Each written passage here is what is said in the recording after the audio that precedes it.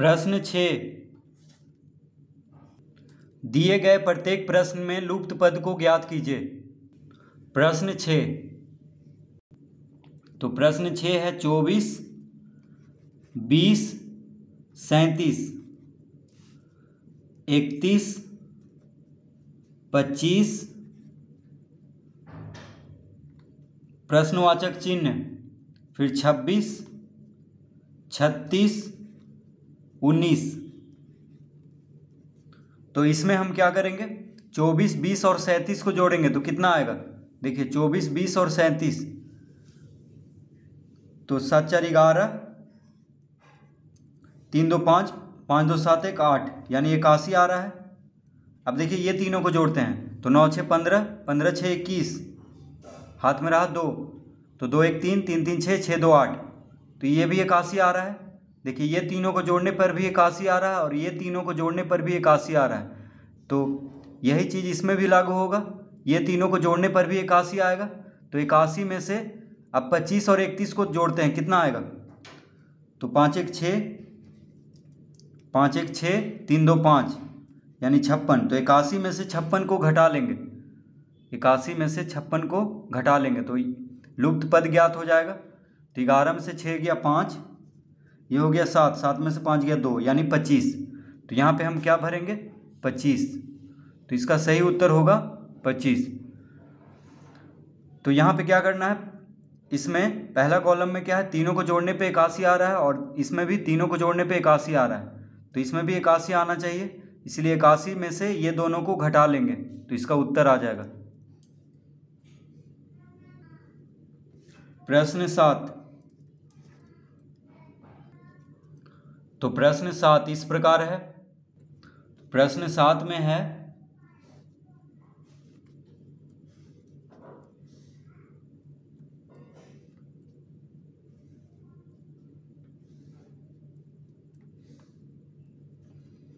25, 49, 16, 25, 49, 16, 36, 81, 64,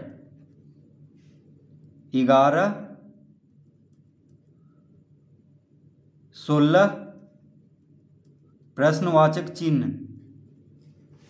तो यहाँ पे देखिए इस तरह से देखेंगे तो 25 का वर्गमूल क्या होता है 5 और 36 का वर्गमूल 6, तो 6 5 देखिए 11 आ रहा है।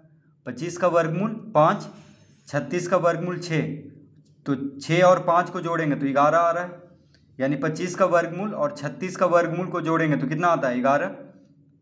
उसी तरह 49 का वर्गमूल और 81 का वर्गमूल को जोड़ेंगे तो 16 आएगा।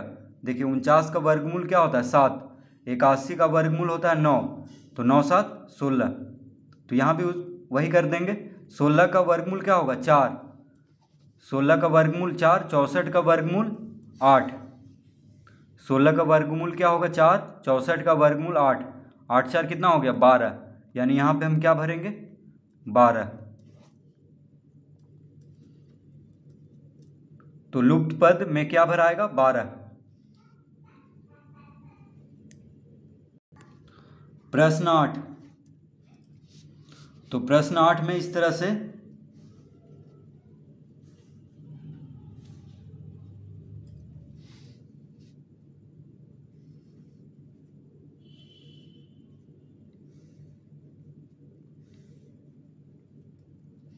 बानवे,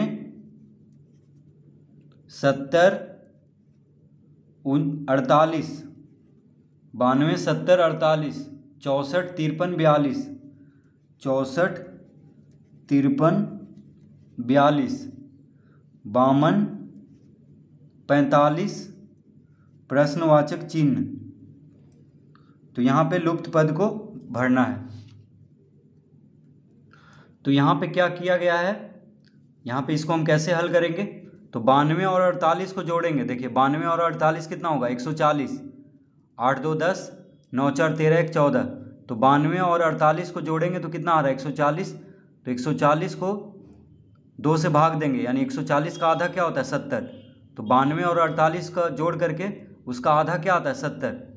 तो यहाँ भी देखिए 64 और 42 को जोड़ेंगे तो कितना आएगा, 4 2 6, 6 4 10, यानी 106। तो 106 का आधा क्या होता है, 53। ठीक है, 64 और 42 106, 106 का आधा होता है 53। यहाँ भी 92 और 48 कितना होता है, 140, 140 का आधा होता है 70। तो यहाँ भी उसी तरह होगा। तो देखिए 45 का दुगना क्या होगा, 90, यानी 92, ये 52, माफ़ कीजिए 52, और यहाँ पे जो भराएगा उसको जोड़ने पे कितना आना चाहिए, 90, क्योंकि इसका दुगना जैसे 70 का दुगना क्या होता है 140, तो ये दोनों को जोड़ करके 140 आ रहा है। 53 का दुगना क्या होता है 106, तो 64 और 42 जोड़ने पे 106 आ रहा है। उसी तरह 45 का दुगना करेंगे तो 90 होगा, यानी 52, और यहाँ पे जो होगा उन दोनों का योगफल कितना होना चाहिए, 90। तो 90 में से 52 घटा देंगे, कितना आ जाएगा, 90 में से 52 घटाएंगे तो 38 आएगा। तो यहाँ पे भर देंगे 38। ठीक है, तो 92 और 48 को जोड़ना है और उसका आधा यहाँ पे भरा हुआ है। उसी तरह 64 और 42 को जोड़ करके जितना आएगा उसका आधा ये है 53। तो 53 का दुगना 106 हुआ, तो 106 64 और 42 को जोड़ने पे आ रहा है। उसी तरह 70 का दुगना क्या हुआ 140, तो 140 जो है 92 और 48 को जोड़ने पे आ रहा है। तो यहाँ भी 45 का दुगना होगा 90, तो 52, और यहाँ पे जो भराएगा उसका योगफल होना चाहिए 90। तो 90 में से 52 घटा देंगे तो क्या आ जाएगा 38। तो इसका यहाँ पे लुप्त पद क्या हो जाएगा 38। प्रश्न 9,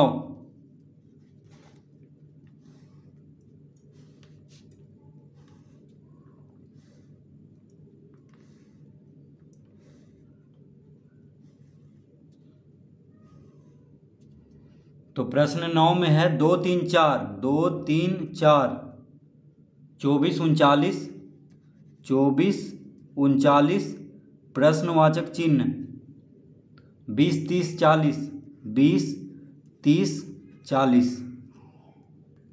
तो यहाँ पे इसको हल कैसे करेंगे, तो देखिए 20 को 2 से भाग दिया गया है, 20 को 2 से भाग देंगे तो क्या आ जाएगा 10, और 10 में 2 जोड़ देंगे तो 12, और 12 में 2 फिर गुना करेंगे तो 24 आ रहा है। देखिए सबसे पहले कैसे इसको हल करना है, तो देखिए 20 को 2 से भाग देना है तो कितना आएगा 10। 20 को 2 से भाग देंगे, देखिए तृतीय पंक्ति को पहला पंक्ति से भाग देंगे तो 20 को 2 से भाग देंगे तो 10 आएगा। 10 में फिर 2 जोड़ देंगे तो 12, 12 में फिर 2 गुना कर देंगे तो 24 आएगा। ठीक है, तो 20 में 2 से भाग देना है तो 10 आएगा, 10 में 2 जोड़ देना है तो 12 आएगा, 12 में 2 गुना कर देना है तो 24 आएगा। उसी तरह यहाँ पे 30 में 3 से भाग देना है, 30 में 3 से भाग देना है तो कितना आएगा 10, 10 में 3 जोड़ देना है 13, 13 में 3 गुना कर देना है तो 39 आएगा। देखिए फिर से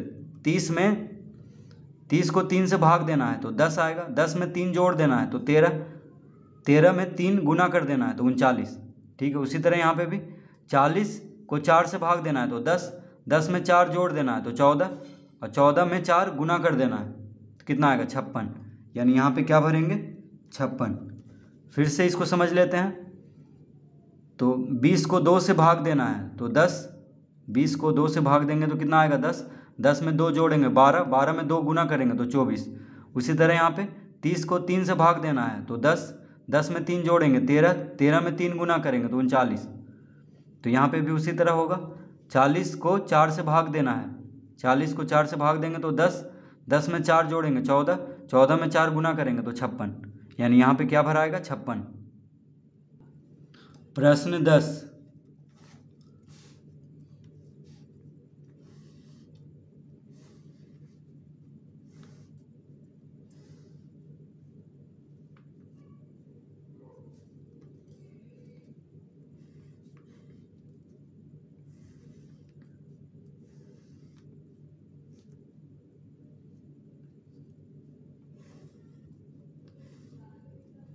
इस तरह से बना हुआ है। तो यहाँ पे 18 21 18 21 24, फिर है 3 9 3 6 4 8 21 26 प्रश्नवाचक चिन्ह। तो 18, 21, 24, 3, 9, 3, 6, 4, 8 और 21, 26 प्रश्नवाचक चिन्ह।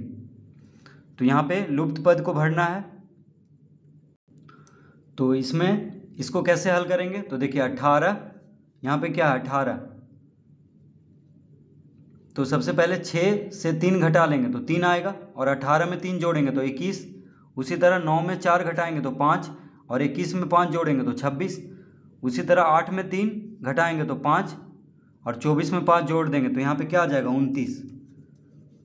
तो लुप्त पद क्या है 29। फिर से समझ लेते हैं। देखिए 6 में 3 घटाएंगे तो 3 आएगा, और 18 में 3 जोड़ देंगे तो 18 3 21। 9 में 4 घटा देंगे तो 5, और 21 में 5 जोड़ देंगे तो 26 आ रहा है। उसी तरह यहाँ पे भी 8 में 3 घटाएंगे तो 5, और 24 में 5 जोड़ देंगे तो 29। फिर से समझते हैं। 6 में से 3 गया 3, और 18 में 3 जोड़ेंगे 21। 9 में से 4 गया 5, 21 में 5 जोड़ेंगे 26। 8 में से 3 गया 5, और 24 में 5 जोड़ देंगे तो 24 5 29। तो लुप्त पद यहाँ पे क्या है 29।